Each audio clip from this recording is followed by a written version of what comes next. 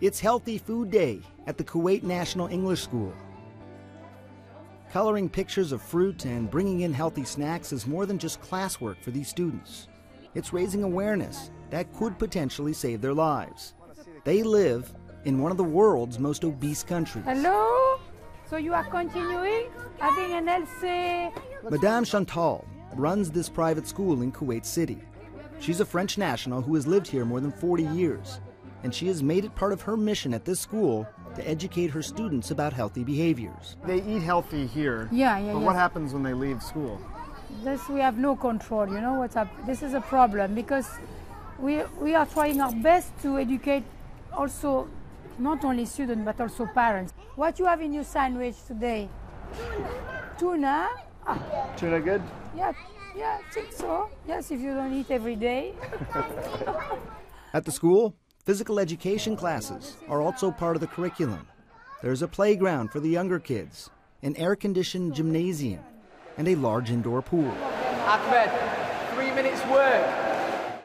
Kuwait and several other countries in this region consistently rank in the top 10 of the world's most obese nations.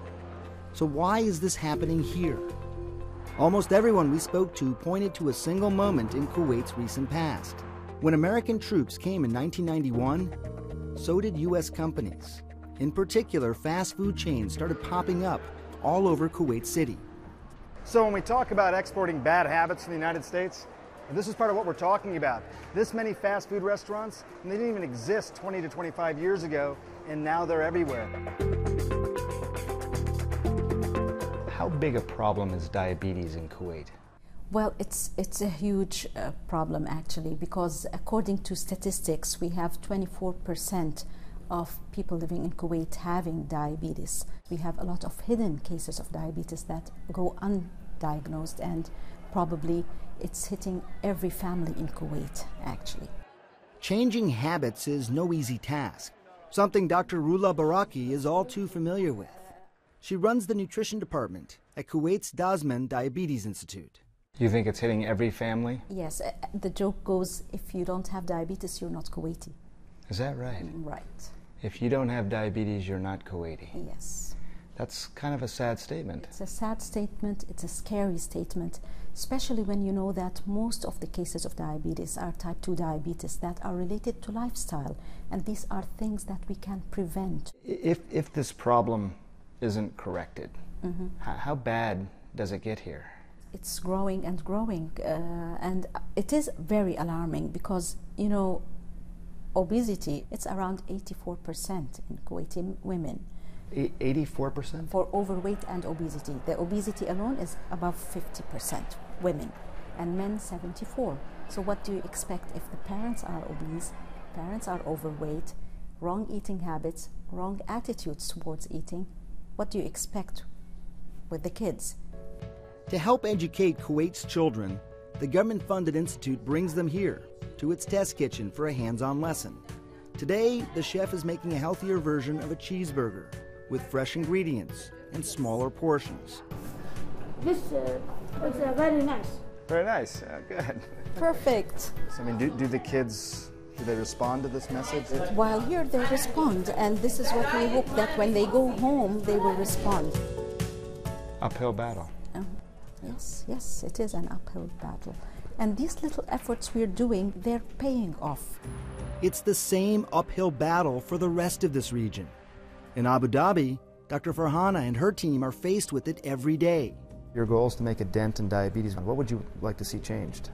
No, I think we're doing it right now. We're at a tipping point. As when we started, first nobody was talking about it, so I think we're just reaching there. At what point do you think, okay, I'm succeeding here?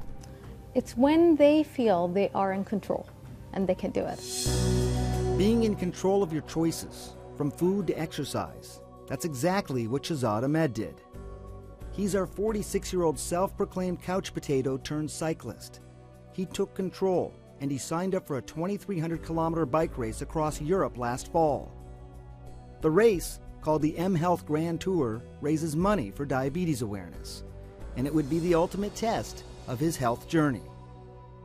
When you start off, you're starting off in Spain. Yeah. Those first couple days, tell me about them. right from the start it was challenging. So there were like 3 rolling hills in the first day.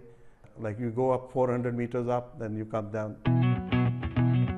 It took 15 days through mountains and rainstorms, 2,300 kilometers, almost 1,500 miles. Did you think about that when you were climbing that mountain? How far you had come? Yes, and that's the achievement. Like I made it a habit of celebrating each achievement of mine. Even that achievement from when I was able to run only 3 minutes non-stop. I celebrated and enjoyed that. The same way I knew that there is a higher goal. On September 15th, Shaz crossed the finish line. The first thing he did was call the 2 people who inspired and supported him the entire way, his wife and daughter. What have you achieved? I mean, what's different about you now? The last month I went through these regular checkups, and my doctor, he called me back with my results. And he was going, Shaz, your reported blood pressure is good. Yeah, you're not diabetic. Yeah, your cholesterol is okay. Actually, everything is okay. Just keep on doing what you're doing. That must have felt pretty good. I feel fantastic. I want to inform, educate, and motivate people. If I can do it, anyone can do it. Shaz is right. Anyone can make changes in their own lives to combat these lifestyle diseases.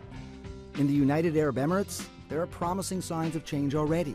The government has taken up initiatives like this beach in Dubai.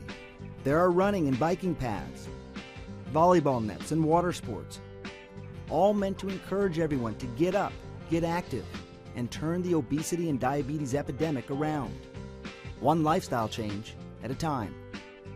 That is the Burj Khalifa, you guessed it, the tallest building in the world.